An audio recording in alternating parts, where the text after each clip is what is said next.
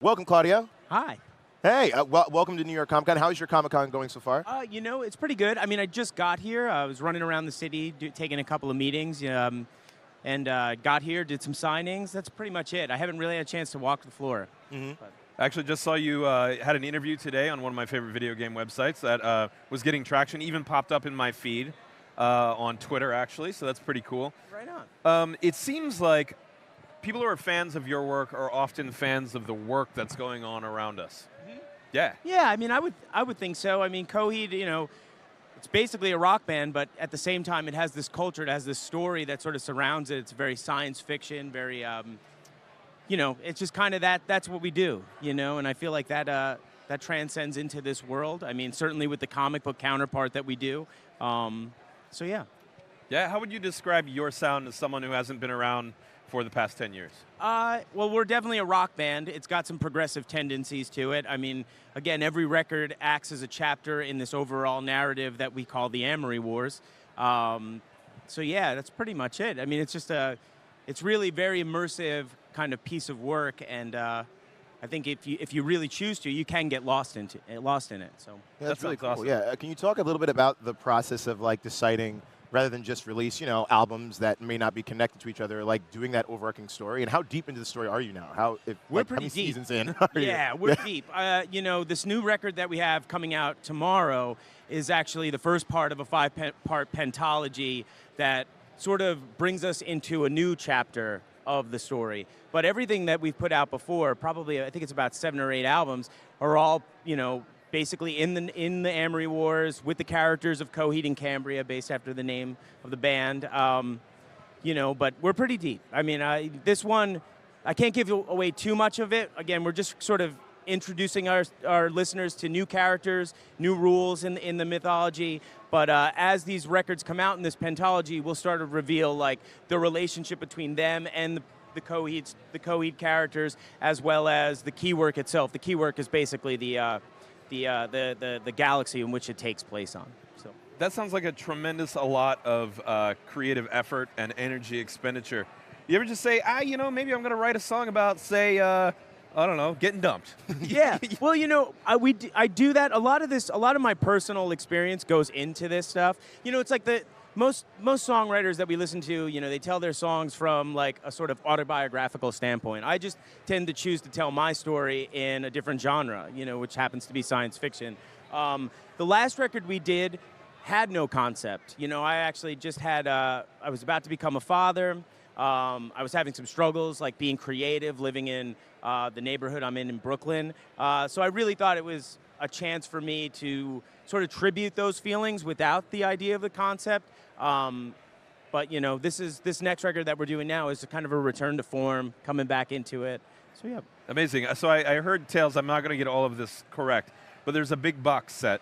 Yes. And it is nearly sold out. Yes, absolutely. The Where box. Go ahead. Oh, well, the box set's more like a direct-to-consumer sort of situation. It comes with a graphic novella, basically. It's not a comic book. There's like 30 pieces of art that sort of companion you through this, piece of prose that tells you the story of the unheavenly creatures, which is part 1 of Vaxis, this 5-part pentology. But along with that, it comes with a relic from the story.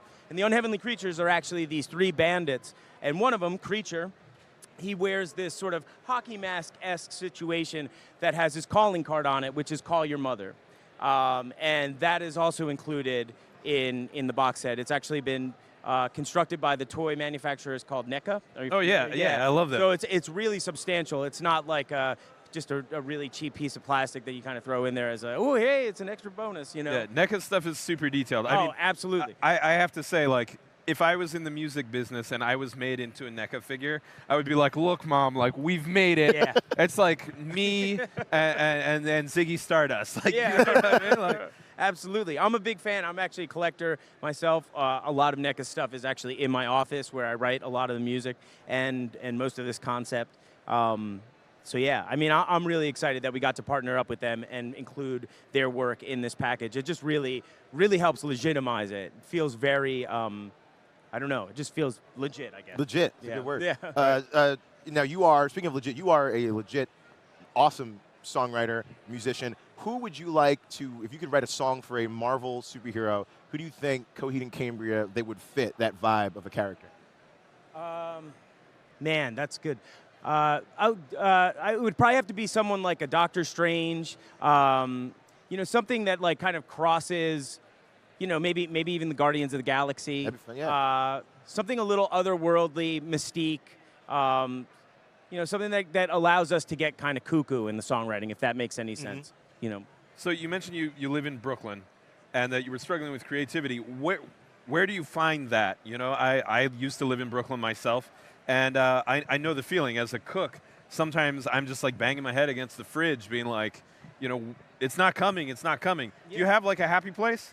Normally it's really early in the morning. I like to work at around 4 or 5 o'clock in the morning.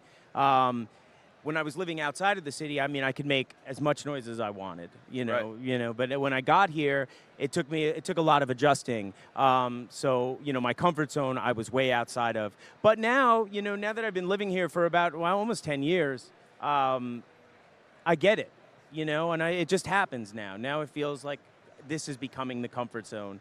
So yeah, it just happens. When it does, it's great. When it doesn't, I go off and I do something else. I either go and start conceptualizing things with my wife in the comics world, or I just play dad. Oh, that's nice. Can you talk a little bit about that comic counterpart? That's one of the reasons why we're all here, and that sounds great that you also collaborated with your wife. That's really awesome too. Yeah, well, my wife and I, we write several books. One of them that is directly related to Coheed is the Amory Wars, and so that has right now we have about 3 arcs out in comics: Second Stage, In Keeping, and Good Apollo 1. We also write stories outside of the concept, and a few of those being Translucid, which is our superhero story. We did a comedy, almost like a rock and roll Ghostbusters, if you will, called Kill Audio. It was sort of based off my likeness and a toy we created. And the other one is Key of Z, which is a zombie apocalypse story that takes place in Manhattan, where all of the arenas become sort of these factions. And it's almost like the Warriors meets Night of the Living Dead, So yeah, those are a few of the titles that we've been working on, as well as we work on some of this prose stuff that, it's still in the Amory Wars, but it's not, it's not a graphic novel per se in the terms of this. It's, so yeah. So it seems like a lot of the things that people do as a hobby or for fun, you do professionally. You've got comic stuff, you've got music stuff, and it seems like you're exploring all of these worlds as kind of a gig.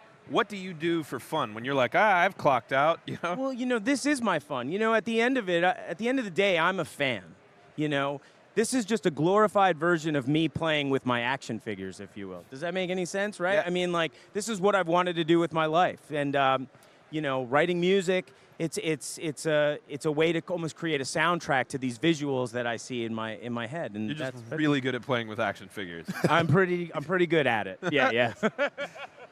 Well, that's awesome.